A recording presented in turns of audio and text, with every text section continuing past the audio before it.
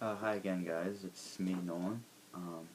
Just gonna start off by saying that this video and pretty much all of my subsequent videos are gonna be about God. A lot of you probably might think that that's pretty dumb. I don't really care. You know, I'm going to be talking about Jesus in my videos from now on. In this video, in particular, I want to address how Jesus is different from other faiths. In most all other faiths, there always seems to be sort of a requirement,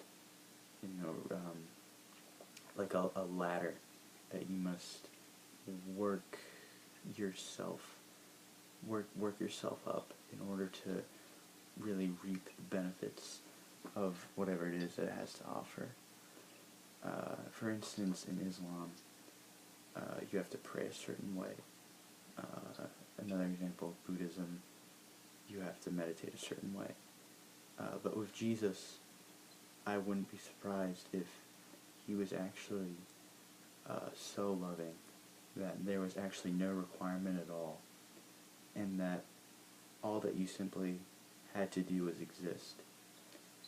I have reasons for having reached this conclusion that I'm going to go into later in the video.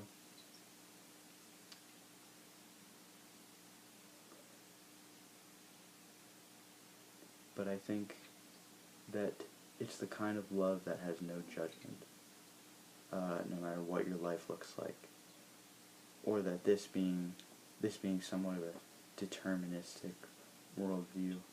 Maybe God has made you as a beautiful creation, unable to do wrong, as anything you can do within the parameters of your life is incapable of disturbing the compassion that he infinitely has for all of us.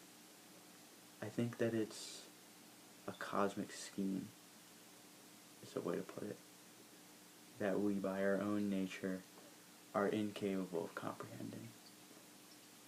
We, because we exist, have emerged from a previous state of being. I think that this has to be true. We were formed by the hand of the Lord from dust. So this makes all life, humans included, children of, or the products of the developmental processes that shape the history of this planet. So in this scenario, God is really the guiding hand that takes matter and brings it over to a new domain of complexity. So I don't think we should be worried about anybody really being left out, because I think that if something exists, God made it and he loves it. This love that doesn't judge by past deeds and his pure, infinite compassion came by a price. I think Jesus dying on the cross for the sins of the world. Now that's easy to say, and I'm sure that you've heard that a million times. But let's take a minute to actually think about what that means. Sin is our imperfection, God being perfect, and sin is the action that makes us imperfect, therefore separating us from the perfect God. So by Jesus dying on the cross, if we accept his sacrifice, we are made perfect. He paid the ultimate price. So if we accept his sacrifice by maintaining a personal relationship with him, we can do whatever we want, right? Because, the price has already been paid. Well, if we are followers of Christ, our actions will replicate that of Jesus's. You have a walk with Jesus Christ. You try to walk as he did. You would think about how he would handle a situation, and that's how you would handle it. So the question of whether everyone is all good, even the people who are doing nothing or committing crimes against nature and society, is tricky.